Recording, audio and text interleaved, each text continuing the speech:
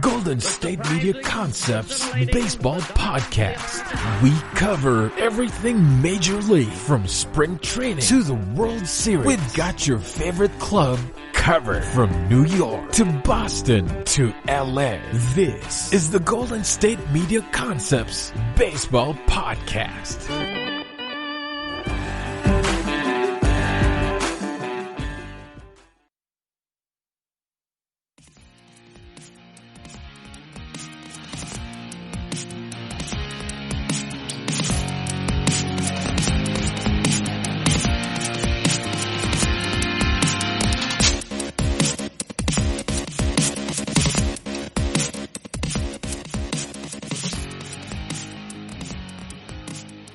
Hello and welcome. Thank you for tuning in to the GSMC Baseball Podcast, brought to you by the GSMC Podcast Network. I am your host, Collin Manley. It is currently August 4th as of this recording. Hey, we got through the weekend. We got through last week. We had a lot of concerns having to do with baseball with all the positive coronavirus tests, but things are starting to look a little bit brighter on the other side. I didn't think I'd see this coming, but I sure am glad to be able to say it. It looks like things are getting better. Fingers crossed, knock on wood, all that stuff. We really hope that means going forward, things are going to get better for all the teams. And we got a lot of great things to talk to you about on today's podcast. We want to get you up to date on everything going on, along with other baseball news today. Some of those great topics. We got news and noise around the league. Want to make sure that you are up to date on everything covering all 30 MLB teams. I got some milestone watches that I want to talk about. We got some guys in the league that are close to some big accomplishments. They might happen this season. Maybe just going to be a building season, but I'd like to point some of those out to you just so when you're watching games, hey, maybe this is going to be in the back of your mind, something you can think about when you're watching these guys play. We're going to touch upon real or fake again, takes on performances so far in the season, mainly going to look at a lot of the teams because we're still early on in the season and kind of give a shout out to some of the players that have been playing well so far. And then the last segment, I'm going to be talking about some early trade target looks. Now, this is something that I don't think we can get too early diving into just because, well, this season's going to be weird regardless. So I want to make sure that we talk about some guys that could potentially be on the move, even with a lot of teams still in the playoff contentions with it being 16 teams this season. So a lot to talk about, but we're going to start things off with news and noise around the league, keeping you up to date on all big information across the 30 teams in MLB. And we're going to start things off with a little bit of coronavirus, COVID-19 news. And it has to start with the Cardinals. At this point, we have seen that 7 Cardinal players have tested positive for COVID-19. And the team has named some of them. Yadier Molina ends up kind of being the biggest name of all of them as he announced on his social media Tuesday that he had tested positive. Some others to be announced by the team were Paul DeJean, Edmundo Sosa, Rangel Ravelo, Junior Fernandez, and Cody Whitley. In total, the team had 13 positive tests, so 6 staff members joined by the 7 players. But for positive news on the test, and by positive I don't mean test positive, but just good news going forward, both the Marlins and Cardinals are stringing together days of no new positive tests. So things have been looking better because tests are not coming back positive results. We're really hoping as of this recording that the Marlins get to return to action tonight, Tuesday night, as we're doing this recording, because of all of these test results coming back. Now, the Marlins roster is also going to look very unique in the sense that with all their positive tests, they had to make quite a few moves to string together a team, but they're hoping that they're going to play tonight. So that's some good news moving forward. So they did have 18 positive player tests. So just kind of really devastating their main roster. But we've been kind of keeping you up to date on all the trades and moves they've been making because they've been trying to put a team together as quickly as possible to make sure that they can be out on the field. Some sad injury news coming out of Atlanta as the Braves really suffer another blow with the tearing of the right Achilles for pitcher Mike Soroka. looking to cover first base during the third inning on a game on Monday. You see that he was making a move towards the bag. He falls after going from the mound. You could tell that he was in pain right away. It's just, I don't like watching those videos when they come across my timeline on anything. It's really hard to watch and really sad and unfortunate for the Braves because Mike Soroka was looking to have a great season coming off a beautiful season last year. So the 23-year-old is looking to have surgery within the week for the tearing of his right Achilles. Soroka was 13-4 last season with a 2.68 ERA. And just to talk about how special this season really was for him, he made it to an All-Star game. He finished second in NL Rookie of the Year voting behind Pete Alonso, which when you hit as many home runs as Pete Alonso did last year, you're not going to have many people beat him out for Rookie of the Year. And he was even sixth in Cy Young voting when it came to last season as a rookie. So it's going to be a big loss for the Braves. They really are going to be tested for some starting pitching moving forward because things have just been very tough for Atlanta, keeping guys on the mound as they've been making a lot of different moves. Next up, my guy, Shohei Ohtani.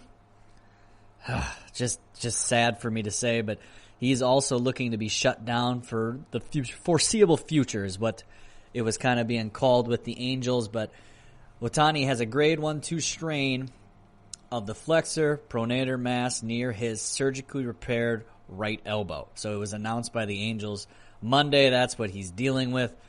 The team also stated that they are going to wait 4 to 6 weeks on any type of throwing, which when you look at the timetable for that, it's most likely going to rule out any type of return to the mound this season. Just doesn't look like he's going to be pitching. And this is just devastating news in the sense of for the team because he was going to be considered one of their best pitchers even if he's only throwing once a week, but also just for fans to see this guy pitch. And I know he's been off to a really rough start this season, but we know just from past history when Ohtani is on the mound, he's a solid pitcher. And it just stinks to know that, hey, that's two really good guys that we could see potentially being done for the year moving forward. For sure, Soroka and Ohtani is probably not going to be looking too good. Ohtani is still day-to-day as a designated hitter moving forward, but will still travel with the team to Seattle.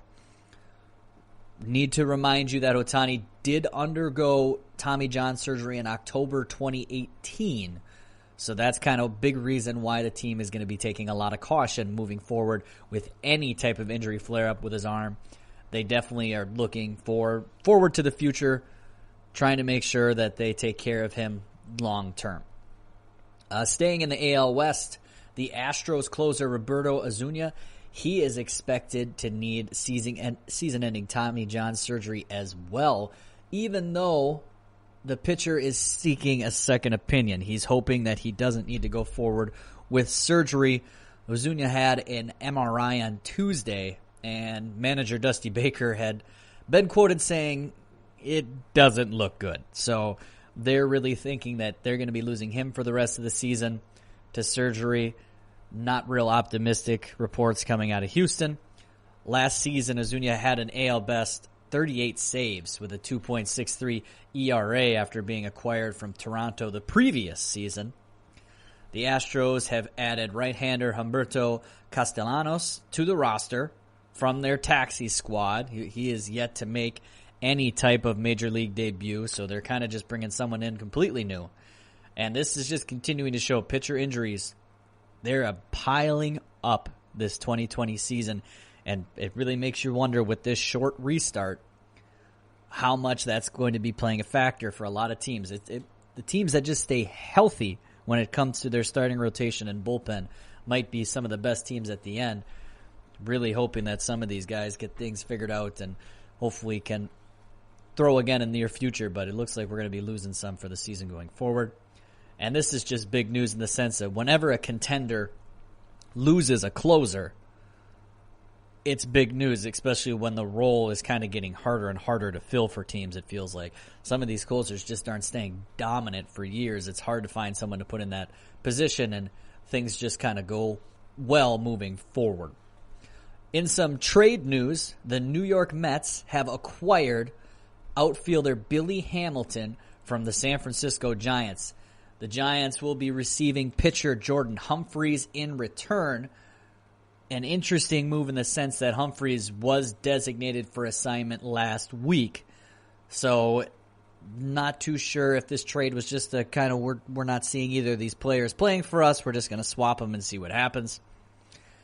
Billy Hamilton, he hasn't appeared in any games for the Giants this season, and he was actually on the team's alternate site being ready just in case if he was going to be called up.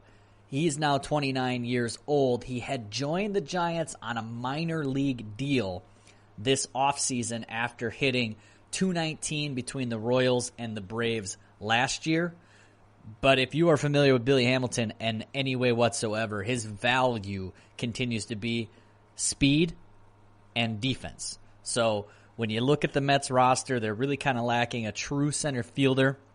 So he could see some playing time just because he fits a position that they're really lacking right now, as well as a weapon that could be on the base pass. And in a season like we're having right now where a lot of games are going to extra innings and you're starting someone off on second base, a very, very good pinch runner that can score on a single easily or maybe even swipe third base for you is going to bring some value. So the Mets are probably seeing Billy Hamilton as someone they can use in a lot of different ways.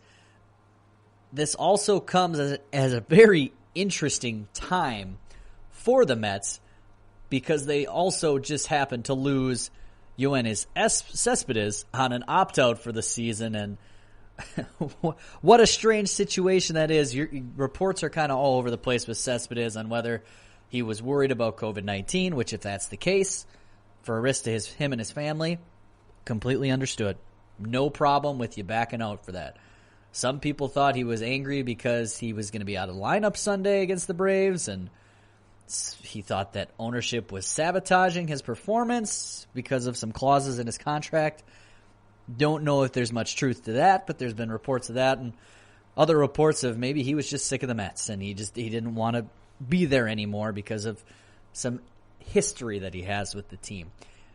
Nobody really knows, but Cespedes is gone, so Billy Hamilton was kind of acquired as some depth to that outfield that they definitely were going to be needing moving forward.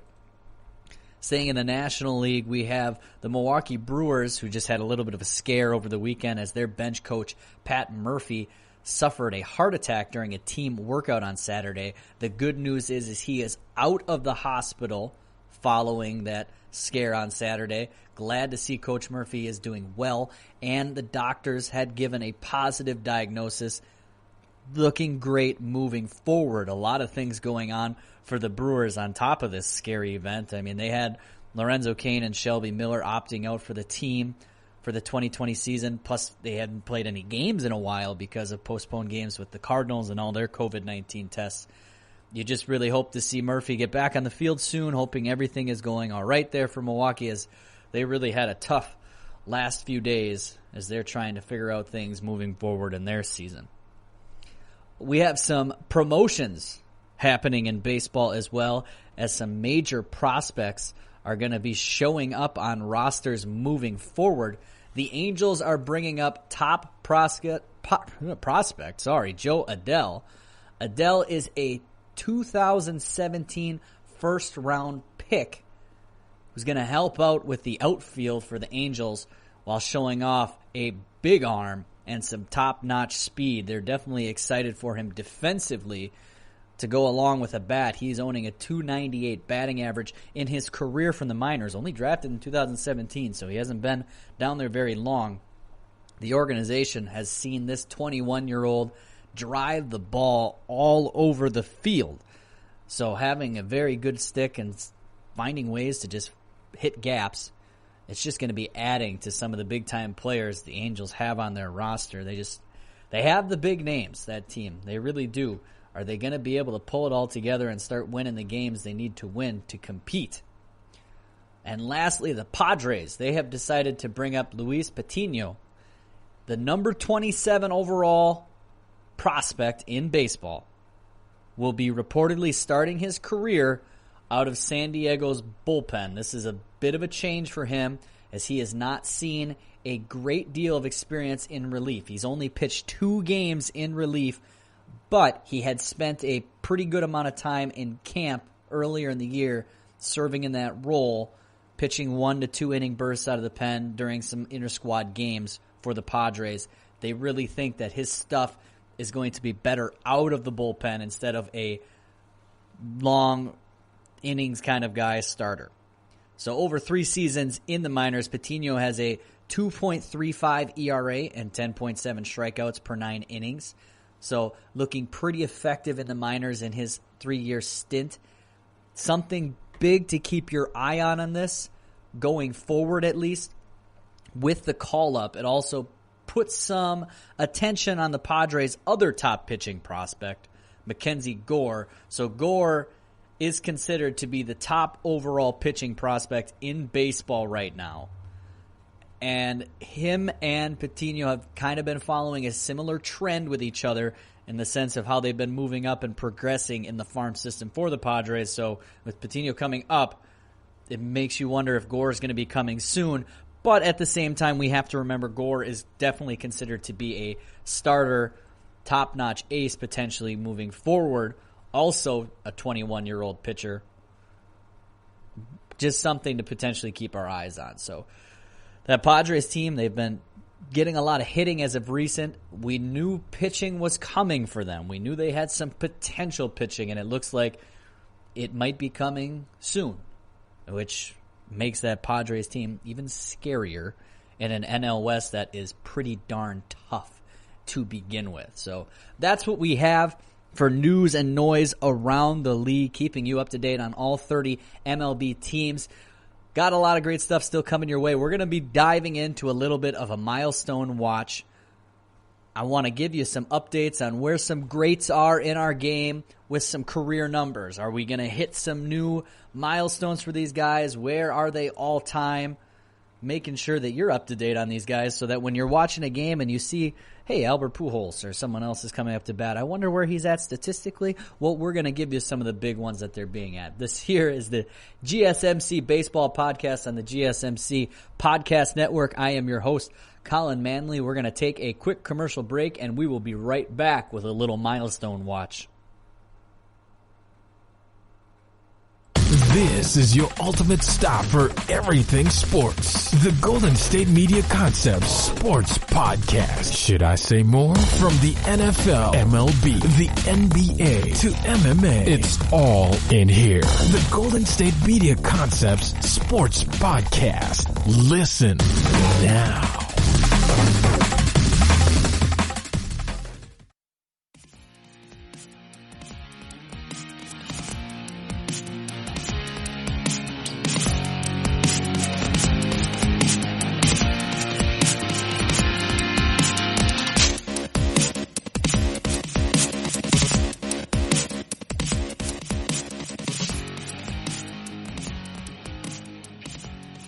Welcome back to the GSMC Baseball Podcast here on the GSMC Podcast Network. I am your host, Collin Manley. We just got done talking about news and noise around the league, getting you caught up on any big news having to do with transactions, injuries for all MLB teams. There's a lot going on, especially with pitchers. It just keeps going on. We just can't see a lot of these great guys stay healthy, and hopefully things get better as the season goes on. Arms get a little more built up, but definitely been a little scary.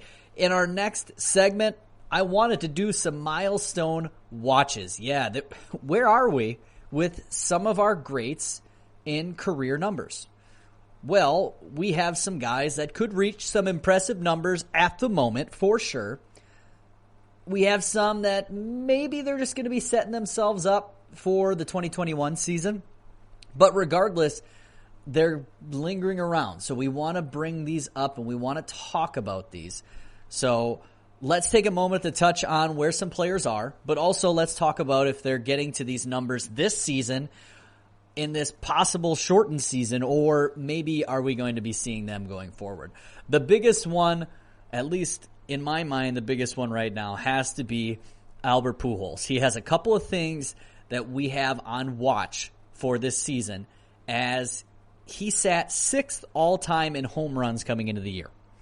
He is currently sitting at 658 home runs, just 2 behind Willie Mays to go to 5th all-time, and he is 3rd all-time in RBIs, currently at 2,080, just 6 behind Alex Rodriguez for 2nd all-time. It is most likely safe to say, if injuries don't come in and our games continue, Pujols will most likely pass both of those milestones. He should end the season 5th in home runs and 2nd in RBIs all time. He's already been hitting some home runs this year. I've been loving to see retweets and videos of these because he is just still awesome. His numbers, batting average wise and everything, I know he's not as great as he once was, but I still just get excited. He's up there for one of the prettiest swings in baseball. I had the conversation with someone recently. Ken Griffey Jr., prettiest swing in baseball, but is Albert Pujols right there? Pretty dang close. I think he is. Now, when it comes to the catching of 4th place in home runs, you don't want to hold your breath, as A-Rod has a major lead at this. He is currently 38 home runs ahead of Pujols at 696 for his career. This one will take some time. Even next season, there's a chance it won't be happening. If he gets into a good pace this year and next year, maybe, but the odds of it, I would say, just watching the trend of his career, doesn't look like it's going to happen. For moving up the RBI leaderboard as well, after passing Rodriguez, which very well could happen, only 6 behind him right now, Pujols will have a great deal of work to do as well, with Hank Aaron sitting at 2,297 for his career. That's a massive 217 RBIs ahead of Albert Pujols. So, yes, some movement is possible, but the next steps, it's going to take that great first baseman a little bit of time to catch up there, but it's just impressive to look at his career numbers and just see how high up he is in a lot of these categories, because you sometimes just forget how great he's been. I say the name, I know he's been awesome for such a long time, but I think I forget just how great he has been. And that's just been Albert Pujols to a T. Glad he's out of the NL Central as I watch a lot of Brewers games, because he just killed the Brewers. Our next all-time slugger, Miguel Cabrera. Miggy, he has a chance to reach some big-time spots as well. The Detroit Tiger is sitting currently at 480 home runs right now, as he's already smashed 3 over the fence this season. So 500 total is, within distance.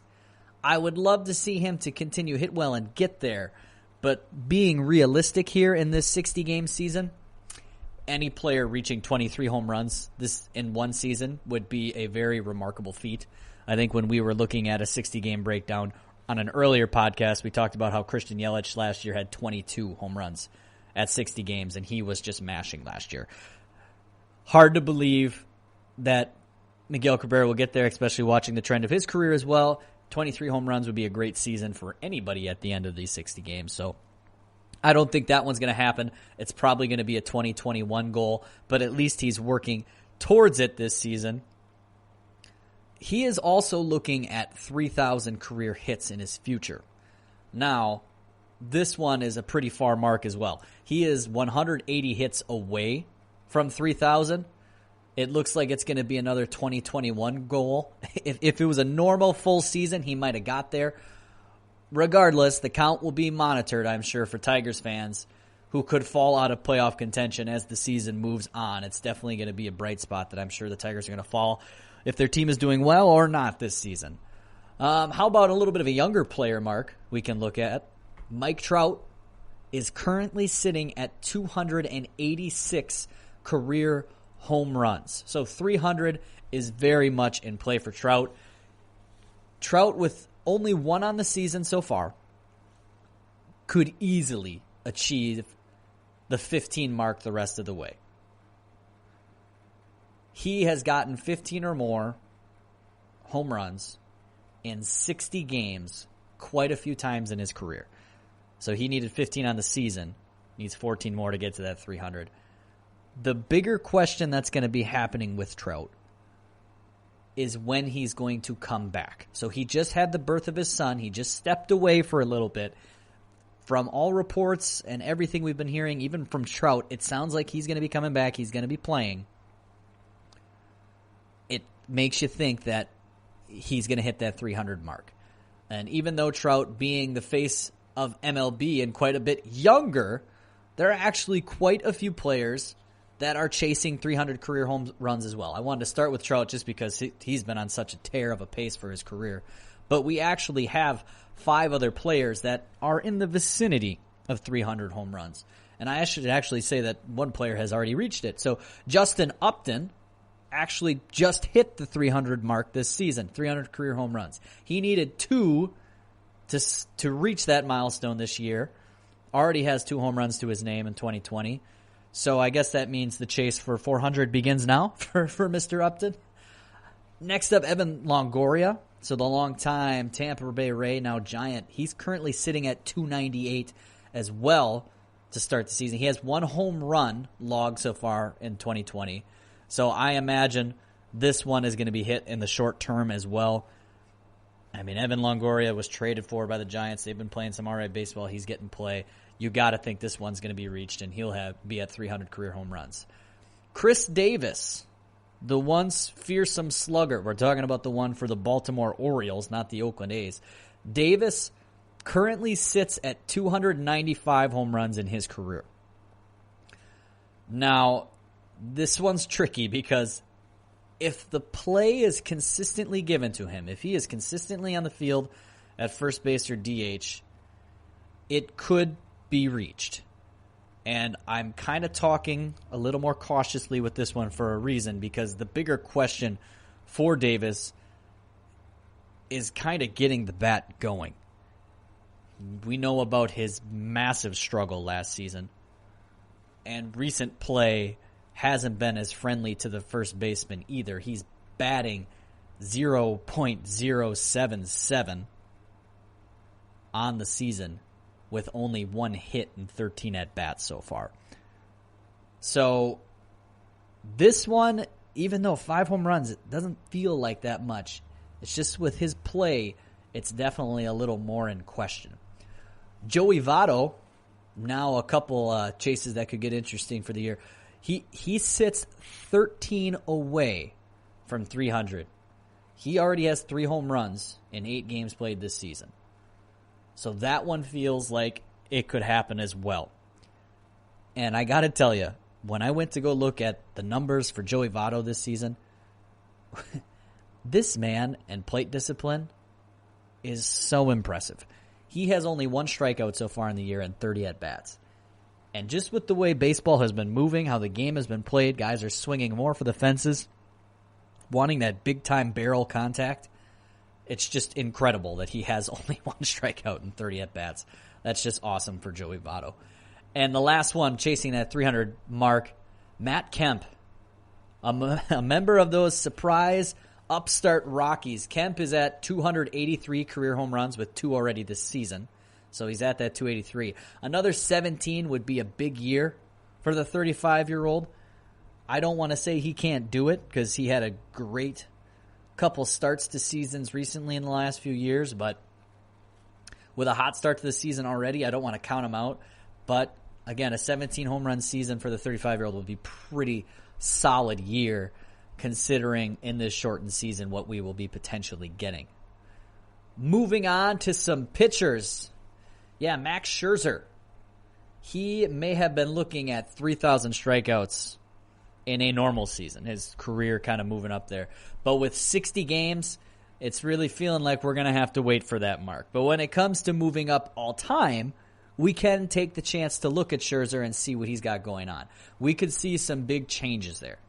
Right now, Max Scherzer is currently sitting at 24th all-time in strikeouts with 2,713.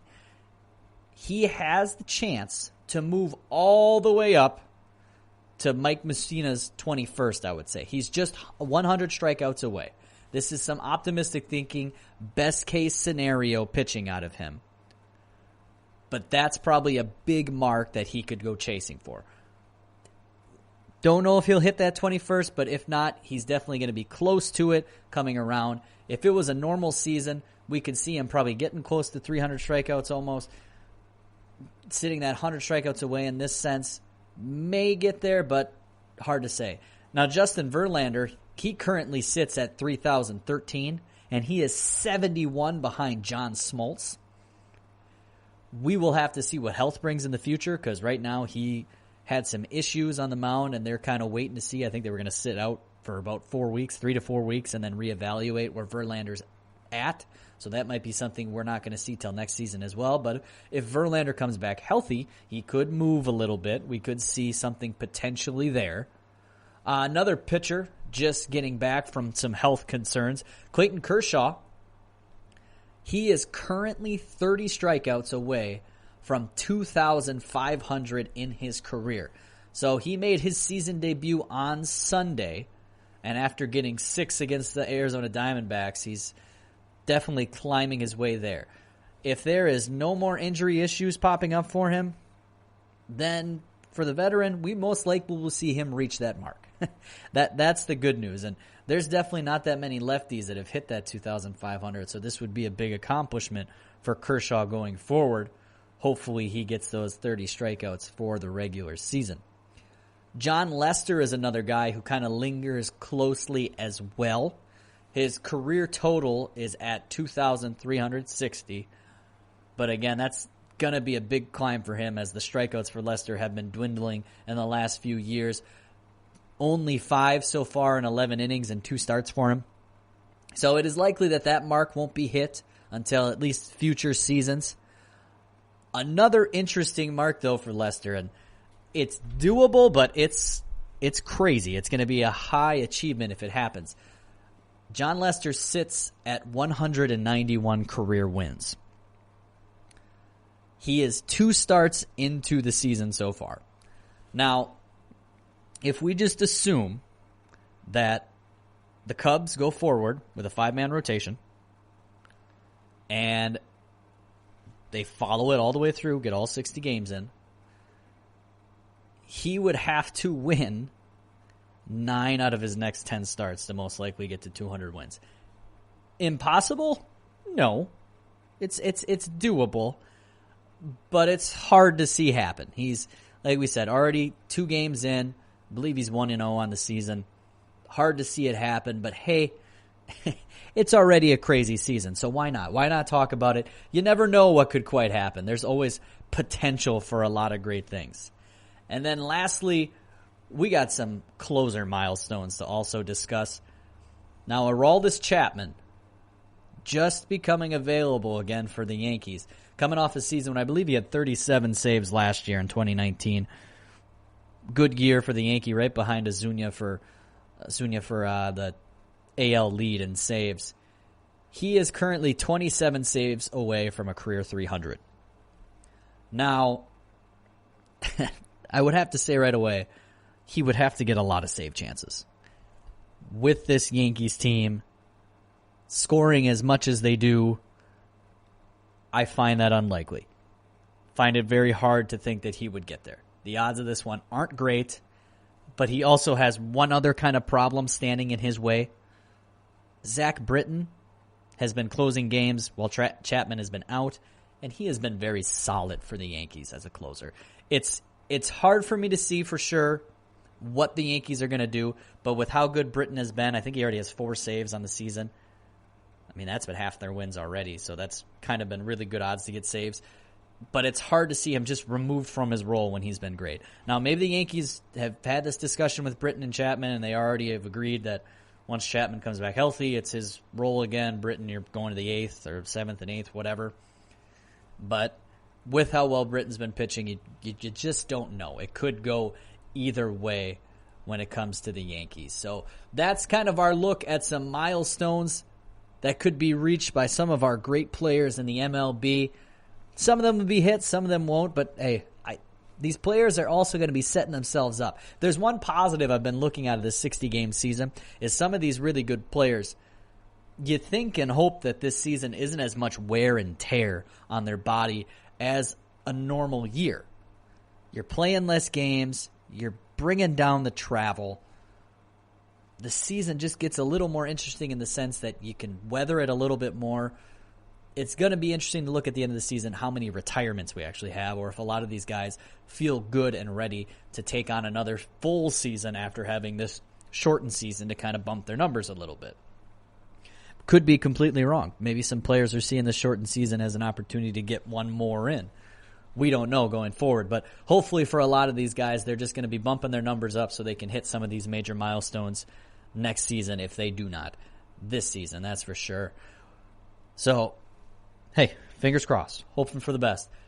We have to talk about some other teams going forward. We're going to talk about some real and fake, what we're seeing in each division from teams right now, how things have unfolded so far. Also give a look at some of our players that have been having good starts to the season. We're going to talk about that a little bit in the next segment as well. This is the GSMC Baseball Podcast on the GSMC Podcast Network. I'm your host, Collin Manley. We're going to take a quick commercial break, and we're going to come back and talk about what things are real and what things are fake so far in our MLB season. Tired of searching the vast jungle of podcasts? Now listen close and hear this out. There's a podcast network that covers just about everything that you've been searching. Hey! The Golden State Media Concepts Podcast Network is here. Nothing less than a podcast bliss with endless hours of podcast coverage. From news, sports, music, fashion, cooking, entertainment, fantasy, football, and so much more. So stop lurking around and go straight out to the Golden State Media Concepts Podcast Network. Guaranteed to fill that podcast itch. Whatever it may be. Visit us at www.gsmcpodcast.com. Follow us on Facebook and Twitter, and download us on iTunes, SoundCloud, and Google Play.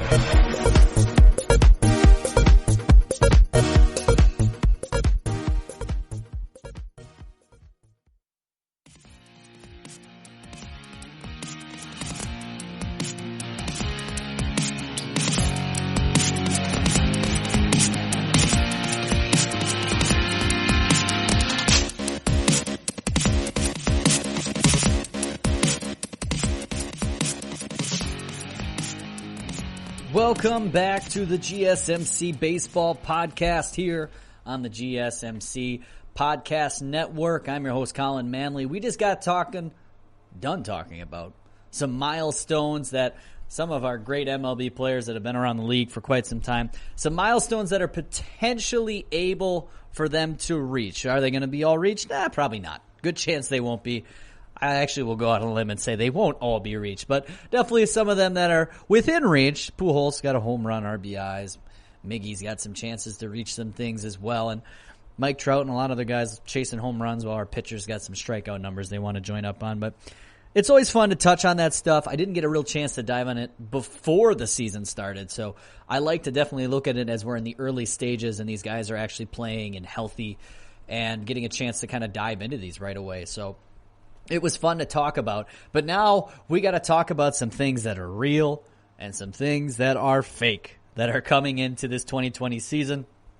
I want to discuss what we have seen throughout the first few weeks of the season. And when we get some more games in, we'll obviously have a better feel and better look on everything that's happening in the league. I understand that, but even with these small amount of games, which some teams are only up to roughly about 10 games this season, some obviously less because of postponements and everything that we've been seeing, I want to take the chance to touch on things that are just okay right now, like these good records. We don't think they're going to last. And also talk about these guys, teams that we think are going to potentially turn it around, while also getting a chance to touch on some players that are just having some great starts to their season, and we can make sure to just tip our hat to them as something we like to do and say, hey, you're doing a great job so far. Seems pretty easy so far. So we're going to start by looking at each division and how things have really unfolded so far.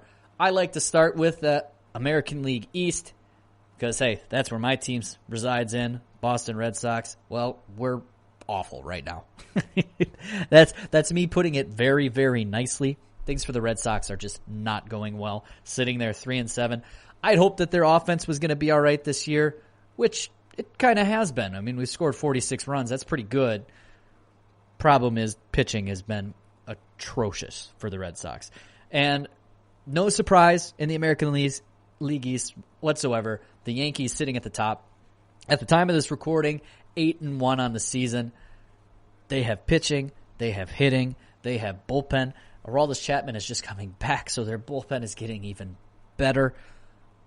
This team is just good. They've put up 51 runs. I thought that 46 is pretty good with the Red Sox. It is. Well, the Yankees have scored 51 runs, only giving up 34 so far in the season. It's really kind of hard to compare this across teams because in a normal season, at least they'd be around 1 game, 2 games of playing the same amount as opponents, but with some postponements, not all of these teams are the same. But they're just scoring and not giving up runs at a great pace. They've won their last 7 games. Things are looking really good for the Yankees. Here's more of the surprise going on in the AL East. The Baltimore Orioles are sitting at second at 5-3. They have won their last 3 games. They have scored 41 runs but given up 44. So they do have a negative run. So things have kind of been working for them a little bit, but it's still roughly around that 500 mark for them. They have a few guys that are really performing well. We're going to talk about one of them later. And I just struggle to see this Baltimore team continue to do this. I've seen articles recently, people saying, here's reasons to believe in Baltimore to make the playoffs. This roster, I just don't think they're ready yet. I think there's a lot of youth. There's a lot of uncertainty on this team.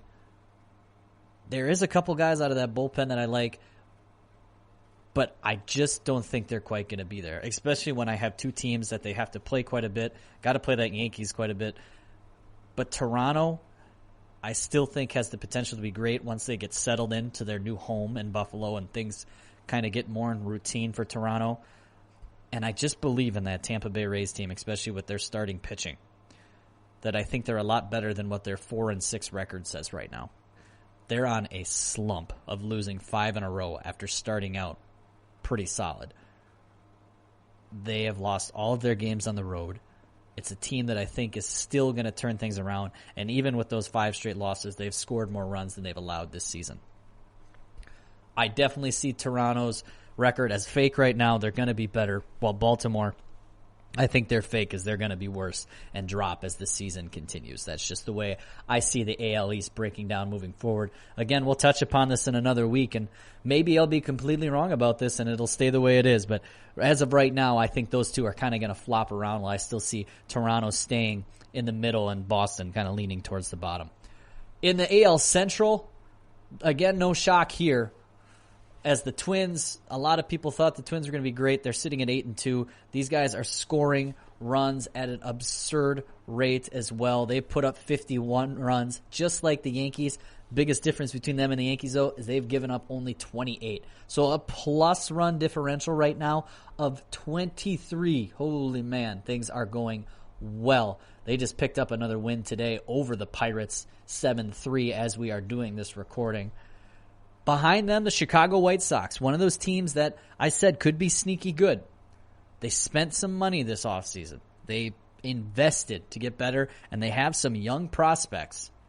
Luis Robert, Eloy Jimenez, Yohan Moncada, who are going to start to come into their own, be those solid players. This White Sox team is definitely one to watch. The interesting part, we got Detroit at 5-5. I thought them and Kansas City was going to be battling it out at the bottom, and I still think that's going to happen as the season goes on. And the Cleveland Indians trying to get some things together as they're on a little bit of a skid themselves, losing 4 in a row. They have some top-end pitching that's going to help them out. You got Clevenger, and of course Shane Bieber, who's been electric. He's taking the mound, I believe, again tonight, looking to build on that record pace. He's starting with strikeouts. I think Cleveland's going to climb. I think Minnesota's going to end up walking away with this division, but Cleveland should climb up. In the AL West, no surprises here really as well. Oakland and Houston standing on the top. 6-4 and 5-4 respectively between the two. But both great teams outscoring their opponents so far this season. This is what we really expected. Those two are going to battle. Now, Houston just took a big hit in losing a pitcher out of their bullpen in Acuna. Also, Verlander out, so they had to pick up a little more pitching there. But they have the offense to really survive a lot of this, as they're also in that 50 range of scoring a lot of runs this season. Hopefully their pitching turns around, helps them bring down a little bit. Texas, Seattle, and the Angels, they're fighting for third. I think these three teams are going to kind of linger around each other. Texas has some potential with some starting pitching. Seattle may falter out. The Angels, they need to just get healthy. They should be better than what they're playing, but health is being a big factor for them right now. The AL West kind of playing out chalk the way we expected it to be, and there's just no real shock there. Moving over to the National League, Atlanta sitting on top right now. And I say right now very heavily because their pitching and health in Atlanta is just being tested. They're still scoring a lot. 59 runs on the season right now. They're sitting at 7-4. That's good. But how is your starting pitching going to do moving forward is going to be the big question for Atlanta. And it gets a little interesting here because we have technically in standings, Miami sitting in second only because of win percentage being so high, really kind of at 2-1. They're going to pick up games again in the upcoming tonight. Should be happening Tuesday night as of this recording. And I think they're going to falter back down. Had a good opening series against the Phillies to start the season. We'll see what happens going forward. There's still kind of a lot of question marks. A lot of belief at the beginning of the year to be towards the bottom of the NL East. Then you have Washington. They've had postponements. Phillies, they've had postponements. So those three teams are lingering in that 2-4 range in the NL East. It's hard to say what we really know about them because of the sense of we haven't seen as many games. Now, Washington has at 3-4, but they're also going to be getting back Juan Soto into their lineup, which is a big, big addition that they have been missing. Fun player to watch. One of the best in the MLB at such a young age. And then at the very bottom, we got the New York Mets. Jacob deGrom has been great. The rest of that team, so-so. The offense has been a little lackluster. They've given up 60 runs, only scored 45 so far this season through 11 games. Got to get that pitching and defense down a little bit to help the team get some wins and compete in this NL East. With Atlanta so high up right now, it looks like they're running away with things. But those injuries could bring them down. Definitely going to be watching that. NL East, I don't think, is in any way, shape, or form an easy win for the Braves, considering everything going on. So definitely keeping my eyes on that one still. The National League Central. Well, those Chicago Cubs are off to the hot start. 8-2 on the year. Won their last 4. Putting up 52 runs compared to 40 given up. You love that positive differential. They just look like the best team in the Central right now. No other way around it. Pitching's been good enough. Offense is there. Consistency has been their game so far. Sitting behind them in second is another one of those teams we thought could be a surprise team this year, a fun team to watch. The Cincinnati Reds, because they went and spent all of that money. And you just have to talk about this Reds team because they are getting offense and production from those guys that they're signing, like Moustakas, Castellanos. Those guys are hitting the crap out of the ball right now. Joey Votto's been good. It's all going to come down to their pitching. They've gotten great performances so far. Sonny Gray's been looking good. We're going to talk about him in a little bit. Trevor Bauer's been looking good. Talk about him as well. If you're getting solid pitching, this team could be scary. It's up to those other starters to get something going for them. 5-5 right now, but this Reds team, I think, could be scarier moving forward. Then you got the Brewers and the Cardinals. Less games played right now because of all those postponements from all the positive tests that came out of the Cardinals. So kind of hard to say. Nice thing to see is Christian Yelich looked to be coming out of his slump a little bit as he had a couple hits last night as they resumed play against the White Sox. And then at the bottom, the Pittsburgh Pirates, who I don't know if I'm going out on a limb as they've lost 6 in a row. They might end up being one of the worst teams in baseball this year. 2-9 right now after a loss to the Twins today. It doesn't look good for the Pirates as they are in a bit of a rebuild on that team trying to figure things out. And then lastly, the NL West. This is the fun division. This is the fun one. The Rockies on top right now. Was not expecting this from the Rockies. 7-2, 50 runs, 30 given up. They have been superb to start the season. And if they're going to compete in this division, that's bad news for these other teams. Because San Diego, again, another one of our startup teams that we were excited to watch this season. They are up there at 7-4. They have shown the ability to score 64 runs. We knew pitching was going to be their problem coming in. They've given up 52. Well, they just called up one of their top-end guys. We talked about it at the beginning for the news and noise. They're bringing in some bullpen help. They have another pitcher in the wings that they are hoping to get up at some time to help this team. San Diego is a scary one for me. And the Dodgers, we also already know that they are very good as well. Can Colorado hold on? I'm in wait-and-see mode with them. That's three really good teams in the NL West. And when you're playing your other games against the AL West, yes, the A's and the Astros are good, but the Rangers, Mariners, and Angels are kind of helping you out right now, helping your schedule. This could be some high-win teams and very competitive. And on top of that, we have a Giants team that is being feisty and competitive and making teams work, and a Diamondbacks team that is very much underperforming. I'm getting scared with them because they just are not putting up runs right now. And we thought this offense was going to be okay to start the season and pitching was going to be a problem. Or at least if pitching was well, they were going to be a good team.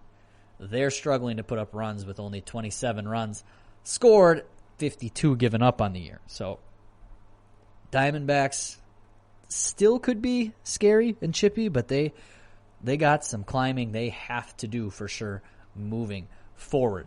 Now looking at some individual stats here and some real or fake, like we had talked about last week, these stats can really be fun at the beginning because they are really bloated from limited games. They are really high. They're going to come back to the norm, but right now they're up there. At some point, we're going to see them average out, but we are getting to a point where some teams are hitting around 10 total games, so some consistency is also starting to show. We're also going to talk about some pitchers this time. We didn't talk about them really much last time because we have some guys with 3 starts under their belt, so we can talk about some numbers.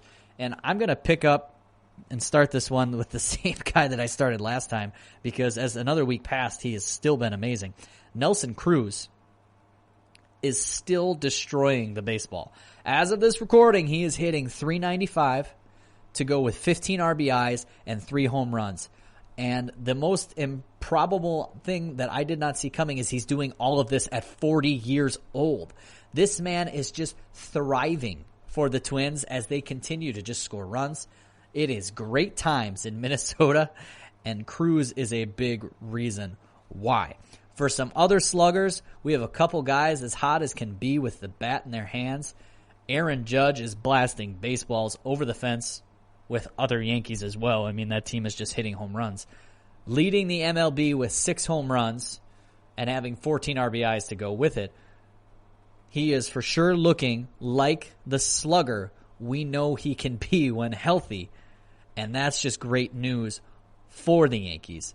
The Reds also are getting some early return. We talked about this previously from Nicholas Castellanos as well, who is hitting a hot stretch, a solid .382, and I believe he just hit his 6th home run of the season. As we're recording this, I was kind of been looking at stats, seeing some games going on as I am up in the studio getting this started. He just hit his 6th home run of the season. Things are going well for him. We knew that they were going to have a big change in offense. That's for sure. As he sent one off in the first inning in tonight's game against the Cleveland Indians. Next thing we got going, some hitters that you may not have been paying attention to, but they are lacing the ball all over the place. I wanted to give some quick shout-outs. Donovan Solano, he's off to a hot start with 16 hits and 35 at-bats. He's towards the top of the league with a .457 batting average. Right-handed shortstop. He's kind of been up and down in his career at the plate, having some good batting seasons, some bad ones. But he's really showing off to be a big part of this feisty Giants team that's kind of lingering around 500 right now. Hanser Alberto, he's helping the Orioles hold on to that second-place spot in the AL East. He's got 15 hits and 35 at-bats to lead toward a .429 batting average. Not to mention only 3 strikeouts so far in those 35 at-bats. Being a disciplined bat, would like to bump up his walks. He's only got 1 walk so far in the season, but other than that, things have been really great for him. And then our league leader in hits, Kyle Lewis, was impressive for that non-impressive Mariners team so far with 17 hits. This guy likes to swing the bat. In 44 at-bats, he's got 17 hits. He's also got 19 strikeouts. Regardless, he's hitting .389. You got to expect when you're swinging that aggressively, things are going to drop a little bit, but he's got a hot stretch going to start this season for sure. Pitching-wise, it has been fun this season so far. Some starters have really looked electric. Sonny Gray has been great, and Garrett Cole as well, as they both have 3 wins apiece.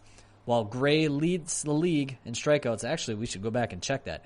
He was at the lead to start the day at 28, but now that Shane Bieber is rolling along, he is for sure going to be passing him. But the 2 are being great when great pitching is really needed more than ever. An interesting thing I want to point out about this Reds team, starting the season 5-5, well, they have 5 quality starts from pitchers. 3 of them coming from Sonny Gray, 2 of them from Trevor Bauer. If they get a little more pitching help, it could be big for this team moving forward. Lance Lynn for the Rangers, he is trying his best to keep them afloat as he's got 2 quality starts as well. Go with 17 strikeouts and a 0 ERA over 12 innings. I was excited for the starting pitching on this Rangers team. I really was. The Kluber injury was a big bummer, but Lynn is still looking awesome for the Rangers. And a little late reliever love as well as Zach Britton. We mentioned him before. He is great with 4 saves right now. He's been awesome for quite a while out of the bullpen. Also, Joe Jimenez with 4 saves for an unexpected 500 Tigers team. The fight for a team, it's great. A team is going to play harder. They're going to do some great stuff when you know you got a guy who can come in late and shut the door. And that's kind of what the Tigers have been getting to start this season. Makes things interesting for them. So that's what we have for some real or fake, talking about things going on around the league, teams, and some player stats. We're going to be taking a quick commercial break here, and then we're going to come back and talk about how about some trade targets for this season. Want to know the latest in soccer? Then listen to the Golden State Media Concepts Soccer Podcast. From MLS, the World Cup, and the Premier League, we've got you covered. The latest updates, the hottest matches, and news on the league's top players. It's the Golden State Media Concepts Soccer Podcast. David Beckham scores the goal to take England all the way to the World Cup finals. Listen now.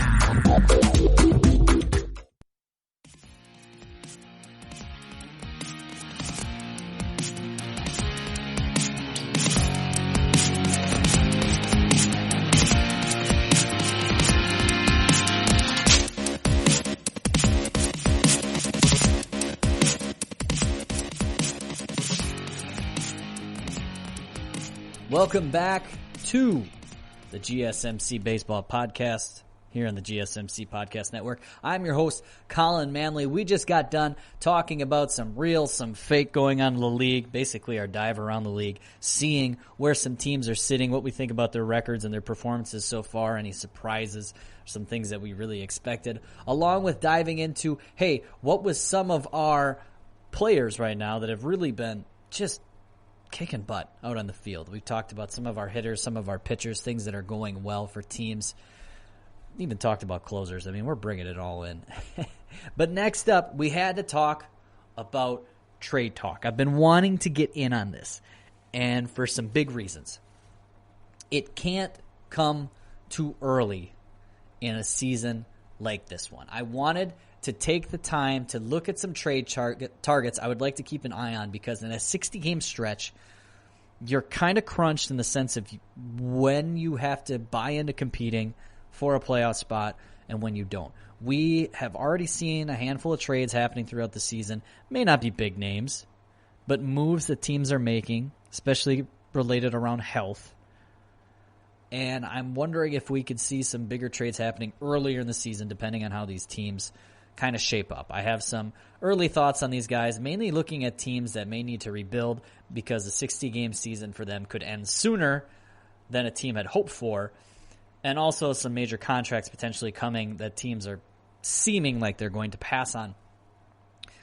It got tough diving into this right away. I will admit that, because of the sense that we have so many teams that are at that like 500 mark right now, and there's so many games that have to be played because of postponements that we really don't know what's going to happen, especially if we get down to the end when the season is ending and maybe some teams don't play the same amount of games, maybe have some issues there. There's a lot of questions, but I put together a list of 10 names, at least 10 names of people. I actually cheated and kind of have 11 in there, 2 of them from the same team.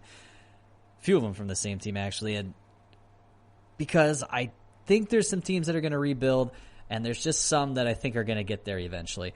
I wanted to start off with a couple of starting pitchers, in Jeff Samardzija being the first one. Now, Jeff Samardzija is an interesting case because of the fact that not long ago his contract looked very, very bad, and nobody was going to take that on. Well, he had an all right 2019 season. And that's going to help him turn things around as a rental starter, because it's less than $7 million owed for him this season. You're probably not going to get a great deal of return if you're the Giants, but you're probably also not going to ask for a great deal of return if you're moving Samardzija. And like we said, this is a rental back-end veteran starter, a guy that you think you can throw in a playoff series and get to eat some innings. He's had a rough start and 2 starts so far this year. Only got 11 innings and 2 starts, but I mean 5 and 6, that's kind of what you're getting. 1 game roughed up a little bit. But I wouldn't be surprised if the Giants are a little bit of sellers this season, and Samardzija right away is just a guy that I think they would love to move on from if they had the opportunity. Now, another starter that I could for sure see moving would have to be Matthew Boyd for the Detroit Tigers. Now, he has really boosted his stock over the last couple of years. He was considered to be probably just a back-end starter for a little bit, but over recency, he's moved to above average in the sense that 3.93 strikeout to walk ratio. That's pretty great in his appearances. He's not going to be a free agent until 2022. He had a good start to the 2019 season. Detroit's not looking too bad to start off this season. He could be someone to be a potential long-term fit or middle to the back-end rotation guy to help one of those teams out that's having issues again with health in their starting pitching. We're seeing it happen already for quite a few teams. It's definitely a name because this Tiger team could fall off. 500 right now. Could they potentially move and get to the point where they're losing and they're like, all right, it's time to sell. Let's see what we can get to keep building towards the future, which leads me to another Tigers pitcher, this one out of the bullpen, in Joe Jimenez, who's having a great start for them with 4 converted saves. He's had 5 appearances. He's got 1 loss under him, but he's also got the 4 saves, so not a bad start. Just reliable back-end pitching in your bullpen is going to be so massive this season. And he has the tools to potentially be an elite reliever in the sense that he's got that mid-90s fastball and a slider. And last season he posted a career high in 3.57 strikeout to walk ratio. That's what you want out of your closer, a guy who's striking out a ton of people compared to walking people. And there's just going to be a bump in value when it comes to pitchers at the end of your bullpen, I think, this season, the closer we get to that trade deadline. I mean, look at the Astros. They just lost their closer. He's gone. I wouldn't be surprised if Jimenez ends the season in an Astros jersey just because of that. They need to get someone at the end of that bullpen. And if we continue to see Jimenez do well in the start of this season, that might bring better deals back for Detroit. So don't be surprised if they jump at something because Jimenez's value continues to be so high. Speaking of some good bullpen arms, Baltimore has a good one in Michael Givens as well. A guy that has just been solid for them in 3 appearances, I think he has so far. Hasn't given up any runs. He is only 29, but only has a season left in free agency. Now, if this Orioles team continues to compete, we might not see Givens traded. But he's got a high-velocity, high-spin fastball, and that's something that people love to see, especially at the end of the bullpen as well. That high spin, it's something that a lot of people look at, especially in front offices now. Threw his changeup a lot last season. Worked on a slider pitch. Opponents hit 176 against the changeup. Swung through it 44% of the time. If Givens continues to show success this season, that will make him a valuable pitcher, at least on the trade market. And that Orioles team, even though they're competing right now, have a good record to start the season, they could end up falling back and looking to gain prospects they can as well. Definitely something to keep your eye on. One more bullpen guy that I'm interested in seeing is Ken Giles. Now, Ken Giles is interesting in the sense of health. If he comes off the IL, he was placed on it around the 27th of July.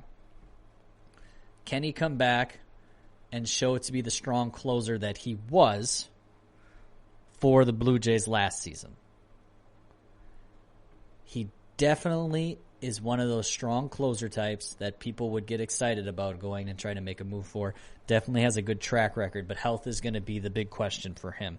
And that Blue Jays team is also another one with a lot of youth on it, a lot of exciting young players that if they don't think they're going to make the playoffs this season, they don't think they're going to compete this year, they shouldn't be scared to move Giles to try to get any type of return. Now, the thing that I think gets really interesting with a lot of those pitchers I just talked about in Givens, Boyd, Jimenez, Samardzija, and Giles is the return. This trade market, especially when we get closer to the deadline, is going to be interesting to watch because how much is a team willing to give up in this shortened season? When 16 teams still make it, it's not as cutthroat to get in the playoffs. How much prospects, how much are you going to give up?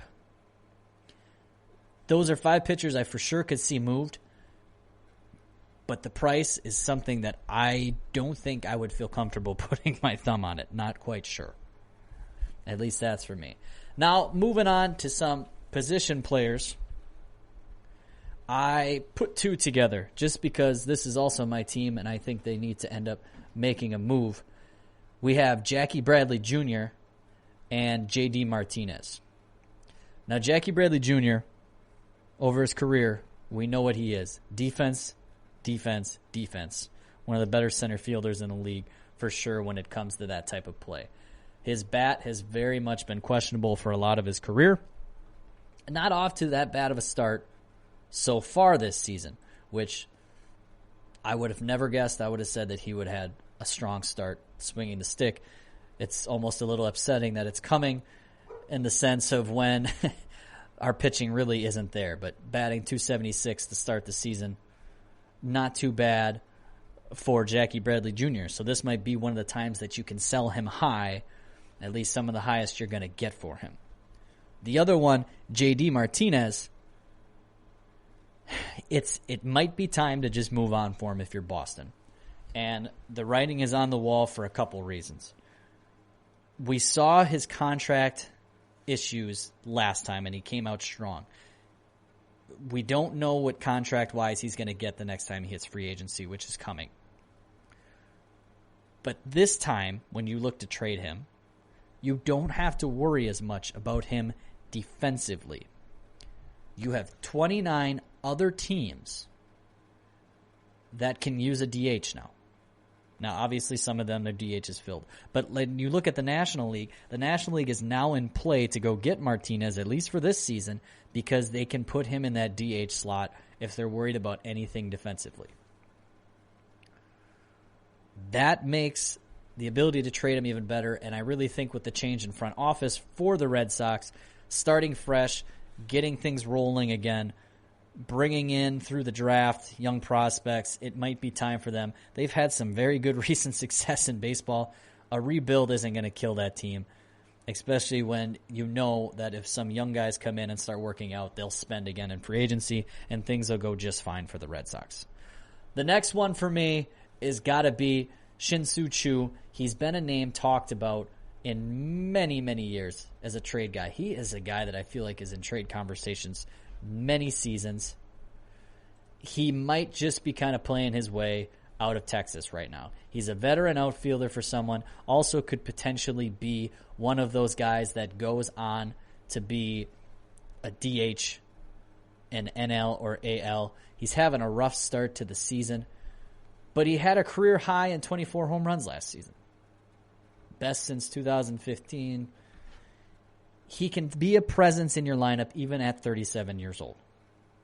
Now, he's set to make $21 million in 2020, the final year, but that's been scaled down. It's the final year of his contract, so he's going to be gone after that.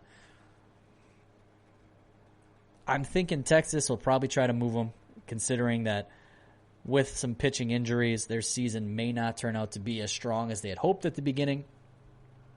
And it's just a chance for them to kind of get some sort of return if possible. And again, with the DH this year, the National League becomes a possibility for Shin-Soo Choo, at least moving forward. So I would not be surprised to see if he's one of those veteran bats that's in a lot of talks moving forward. Next up, I got 3 big names. And I know I went pitchers first and then position players. I got 2 more position players and then 1 pitcher. Big names that I think could be moved, but I struggle with a little bit. And I'll tell you why. It has to do with those new postseason rules. They make me feel less likely like some of these things could happen. But if you haven't been around baseball recently, these are names that have been talked in trades a lot just because when the contract situation comes up, it seems like the current teams are a little gun-shy to offer the big extensions. That's number 1 is Francisco Lindor. He has been in trade talks for the last how many seasons? We know how great of a player he is. Is Cleveland going to end up giving the contract that he wants? It seems like as of right now, the answer to that question is no. And there's a lot of teams that would be interested in locking up a great shortstop on a 10-year deal. Those 10-year deals are scary to hand out, but when the guy is young and he's been productive, Lindor is definitely one of interest. One I would like to see get that deal and get locked up somewhere, for sure. I mean, there's been talks of big-time teams such as like the Dodgers even being interested in Lindor. So it's definitely something to be watching because at 26 years old, he wants that contract. He wants the security. He wants locked up. And if the Indians aren't going to give it to him, he might try to force his way out. The next one is Kris Bryant. And I think this one is very similar to Lindor. I struggle for this one in the season, but if you haven't followed his contract situation, it just doesn't seem like a long-term agreement is happening in Chicago. Now, that could very much change, but it just feels like it's not going to happen there because there's been talks of them swapping him with Colorado with Trevor Story and Arenado. Both guys were rumored a little bit. It just doesn't feel like he's going to be there long-term. And if there's something that's interesting about the Cubs this season is they're playing really well, and Kris Bryant's bat really hasn't been there. I mean, he's coming around a little bit as the season's going, but he got off to a very slow start, and he's still only batting 179, trying to get things going. So I wouldn't be shocked if Kris Bryant ends up getting moved. Now, Lindor and Bryant are big-time trade chips. And with big-time trade chips, you want to get value back. And this crawls into that, 60 games again. How much is a team willing to give up in trade return? A lot of questions there. But those are definitely two guys that I could see potentially being moved. And the last one is Josh Hader. Now, Josh Hader with Milwaukee is an interesting one in the sense of, should they trade him? No. No, they should not. He is too valuable for late game. He really is. The problem is, right now, the Brewers aren't getting many leads headed into a late game to even use him.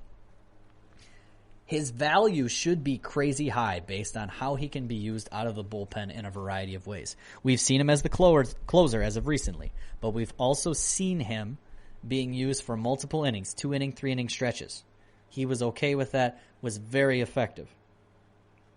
So teams can get creative in how they want to use him. One team that's been interesting that I've seen a lot of is the Oakland A's talking about going to get him. There was talks in the summer or even more in the offseason towards the winter meetings of the Yankees being interested to shore up that bullpen even more. He's a name that I think even if they traded him right now, the Brewers would get great value just because he is that dominant. I'm going on the stand and saying they should not trade him. He is a unique piece that you want to hold on to as long as you can.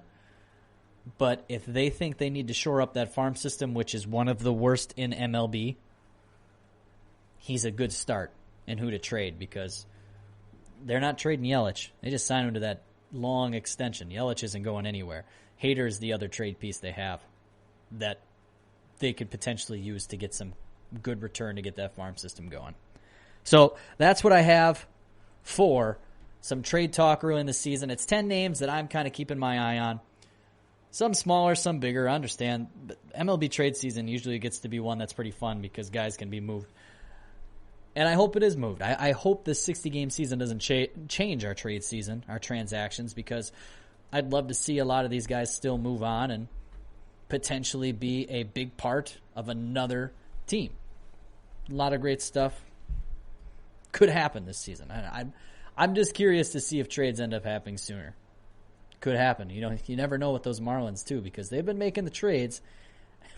They've been making a lot of trades, but at the same time, they're just trying to put any type of roster together at the moment. So that's going to be it for me here on the GSMC Baseball Podcast. Collin Manley hosting here on the GSMC Podcast Network. I want to thank you again for listening. I'd like to ask that you please remember to subscribe to the show. Write a nice review. That really helps us out. Maybe some sort of question you want us to talk about. It'd be awesome. Also, if you could follow on Twitter, Facebook, that would be greatly appreciated. I know Instagram on the GSMC Podcast Network, they have a lot of other great things going on. Give a follow. That'd be greatly appreciated. So that's going to be all that we have here for today's episode. We'll be back with another episode on Sunday. Hope you guys have a great night.